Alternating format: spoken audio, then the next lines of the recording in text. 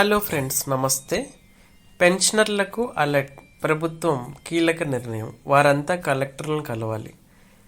ఈ తొలగింపు ప్రక్రియ ఎలా ఉంటుందంటే, సచివాలయ ఉద్యోగులు కానీ ఇతరులు ఎవరైనా సరే పెన్షనర్లు అనర్హులని కంప్లైంట్ ఇవ్వచ్చు. ఆ కంప్లైంట్ డైరెక్ట్గా జిల్లా కలెక్టర్ దగ్గరికి వెళ్తుంది. దానిపై కలెక్టర్ దర్యాప్తు జరిపిస్తారు. అన్ని పత్రాలు చెక్ చేస్తారు. అనర్హులని తేలితే పేరును తొలగిస్తారు. ఇలా ప్రతి నెల ఇది కంటిన్యూగా జరుగుతూ ఉంటుంది.